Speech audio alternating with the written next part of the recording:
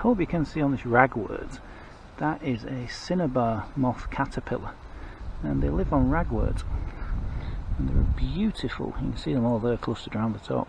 A beautiful moth when it comes out, black with red spots.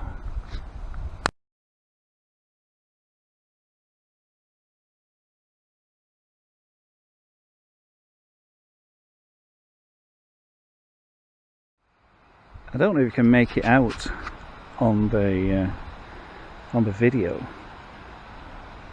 but there's a circle of mushrooms, what we used to call a fairy ring. You can see it, all big broad-headed field mushrooms. Wow, how fantastic is that? Look at that view, incredible.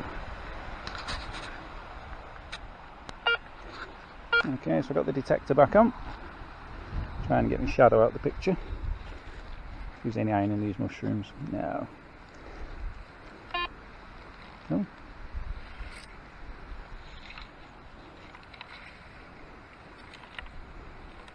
Let's have a see. What have we got?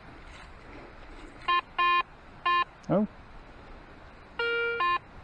what is that ping as? Oh, it's coming up as silver. Oh, that's interesting. Now that is good. There we go, 2 inches down. Let's dig. This is where I got the good hit from. I'm going to try and use this spade one-handed. Oh, there we go. I've dug a round before I started video, and let's have a look. Oops. See what's in the hole to get the pointer out.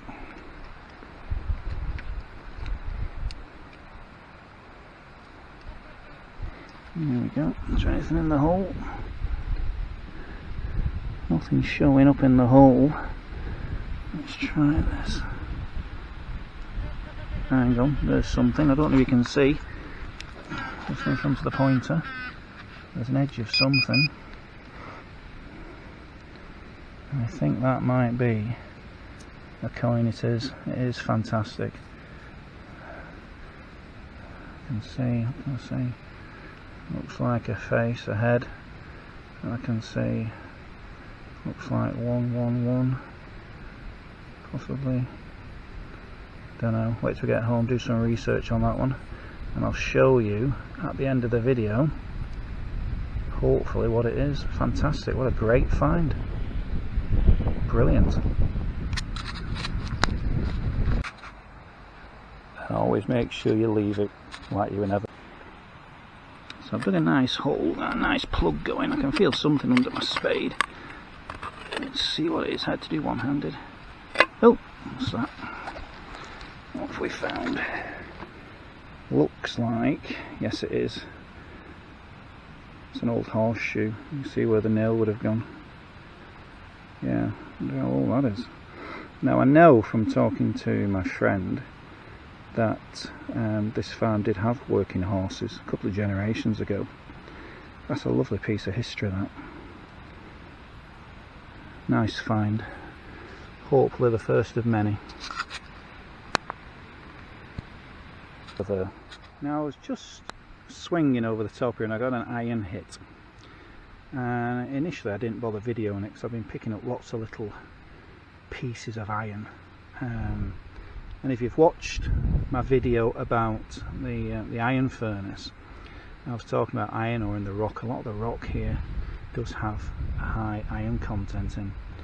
But this one I'm glad I dug it because I've turned the plug over and there's this. Now I did loosen it up to have a look, but I've not got it out yet. There we go. What is it? Aha. Now I wonder if anybody knows what that is. Now I do. A fly going in my face. That is an old mole trap. A scissor trap for moles. And they would be set like that in a molehill. And those would be squeezed up like a pair of scissors. And those would open. And that'd be the trap set. Now when a poor old mole came along, You'd set the trap, and it would spring shut and catch him. I don't know how long this one's been here. Probably been put down by the mole man and forgotten. There you can see the scissors at the top, scissor action. Wow, what a great little find, another little snippet of history. Although to be fair, it'd have to be a very brave mole to dig in these fields. There's about an inch of soil and the rest is rock. Got that and the horseshoe, and of course the coin. Fantastic. Plenty to talk about later. There we go, it's in good condition as well. I'm going to tell you about this coin that I found. Now it's a bit battered and a bit beaten up, but it's a lovely find. Okay, I cleaned it up and I left it overnight, and I've had a look at it, and I can make out a man's head and the Roman numerals 111 just above his head. Now the Roman numerals, I can narrow it down to two kings. Edward the 8th, which will be V111, and George the 3rd, which will be 111. Now with coins, when a new coin is issued for a different king or queen, the heads are faced in alternate directions. And when you look at Edward the 8th, his head is facing to the left, whereas this coin, the head is facing to the right. So we can discount Edward the 8th. So I think we can be fairly certain to say that it's a George the 3rd coin. Now I'm showing some pictures that you can have a look at. I've blown the picture up, taken a picture of the coin, I've blown it up so you can see. And you can just make out a man's head, and it looks like he's got a laurel wreath on his head, which does point towards a George the 3rd coin. And when we turn it over, the other side's a bit more battered, but you can make out, just make out, the image of a person sitting down holding a trident, which is another good indicator of a George the 3rd coin. So I think we'd be fairly certain and say it's from the George the 3rd period, which is about 220 years ago. This coin was probably issued in 1800. Now, 220 years ago, that's fantastic. It's just to hold it in your hand is incredible.